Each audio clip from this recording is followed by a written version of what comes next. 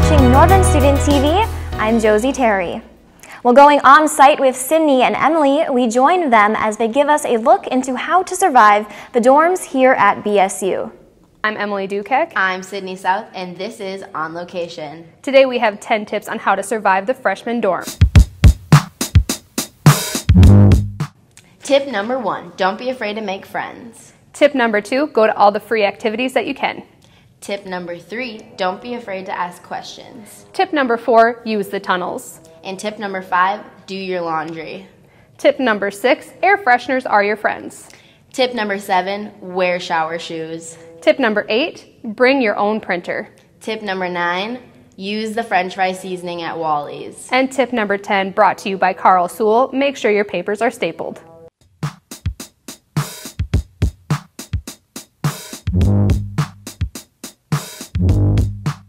This was 10 tips on how to survive your freshman year. I'm Sydney South. And I'm Emily Dukek. This was On Location. Back to you, Josie. Thanks, girls. Next, we listen in as CJ interviews a member of the women's soccer team and what her new record holder status and what it took. For NSTV Sports, I'm CJ Baumgartner, and we're here in what used to be the Glass building, and it's now kind of turned into this turf building here. We have Rachel Norton here with us. How's it going today? Good, how are you? I'm doing good. So you guys have you've had a lot of success so far this season. You broke the 100-point mark a few weeks ago. You broke BSU's all-time point mark in North Dakota a couple weeks ago. Tell us, what does it mean to be in the BSU record books like that? It means a lot, actually, and I was very surprised when it happened, so I'm super blessed. I mean, it's super cool that one day I'll come back here and hopefully my name will be somewhere in the records here and I can be like, yeah, this is where I once played soccer back in the old days, yeah, so it's pretty cool. Yeah, and what about your game do you feel makes you such a great player? Teammates, honestly, I could not do it without them. I mean, without my forwards up top helping me, without the midfields coming back, there would be no 100 points. I mean, straight up, it's everything from their assists to just cheering me on the sidelines. Like, they are amazing. That double overtime game against Mankato, tell us about that game. Yeah, that was a crazy game. I am really glad we pulled that out because they weren't the best sportsmanship team, and so it just felt really good to just show them what we're made of, you know, just show them that it wasn't going to be easy for them and that we really deserved that. What is the mindset going into this weekend? The mindset is just to keep winning. You know, we want to win the conference really badly, and we're going to do whatever it takes to get there. And so Augie, they're going to be a really tough game. We have a lot of history with them, so it's going to be a lot harder than other games. And yeah, we're looking forward to it though, because we really want to hand it to them.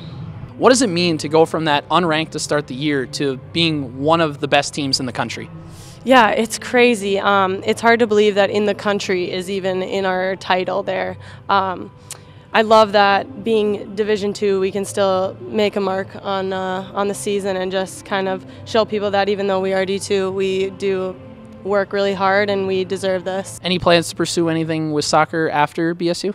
There was some thought about it last year, but as this year is going on, I think it would be amazing to just, if we win the conference, if we go to the tournament, I would be totally fine just ending at the top. Thanks for giving us the time for the interview, and best of luck to you guys. I'm CJ Baumgartner with NSTV Sports, and we're going to kick it back to you guys in the studio. Thank you, CJ, for that look into the women's soccer team. If you are looking to change up your fishing this fall, check out Fishing with Eric and find out the top 3 lures Dominic Floria suggests. Hey guys, I'm Dominic Floria. I'm on the Bemidji State fishing team, and I would like to talk about my top 3 baits for fishing in the fall. Probably the top one would be a frog. I like throwing these around pads, rice, and bulrushes, and if you can find a mix of all 3, that's generally the best. It's a top water bait, so you can throw it right in the thick stuff and it's not going to get snagged. And one tip would be, wait till you actually feel the fish pulling before you set the hook. A lot of people like to set the hook right when you see the blow up, but just hold on, wait a few seconds till you actually feel it, and then set the hook as hard as you can.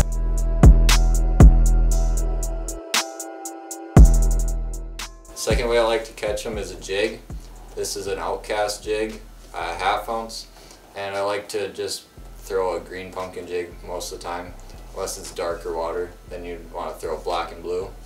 I like to throw these around reeds and points in the reeds or a thick clump and let it sink to the bottom, give it a couple twitches, and that's how you're going to get most of your bites, is either on the fall or that first twitch.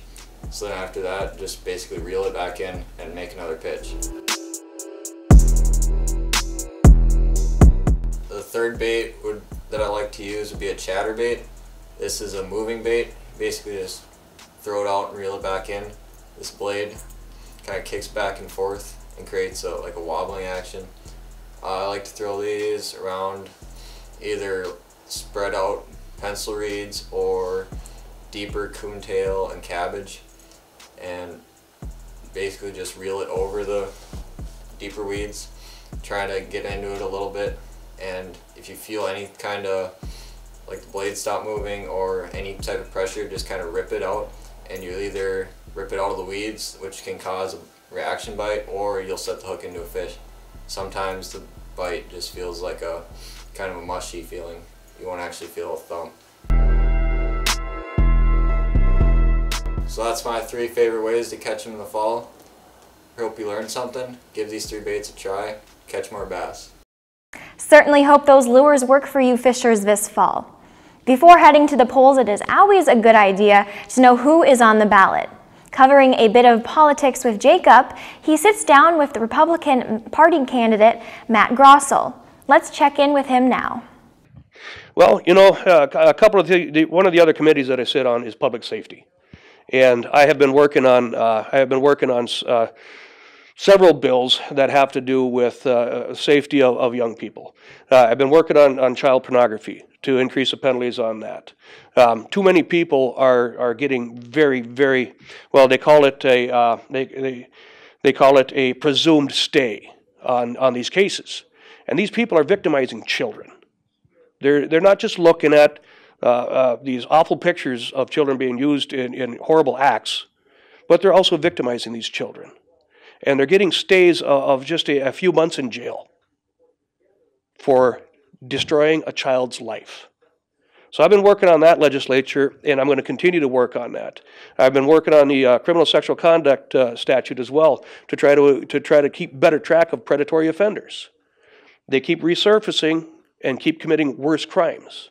So those are some things that, you know, that's what I'm working on. Those are some things that I can use some help as far as students, you know, help support these things to make sure that we get that students' voices are heard and that these statutes represent the victims and help the victims and not coddle the offenders. All right. Thank you very much for coming on. All right. This was Matt Grossell. He is the Republican nominee for Minnesota State House District 2A. I'm Jacob Israel with Northern Student Television. Thank you very much. Remember to head to the polls on November 6th to vote for the candidates best fit for the open offices. That's all we have for you today, so folks, we will see you next Friday. I'm Josie Terry, and you've been watching Northern Student TV.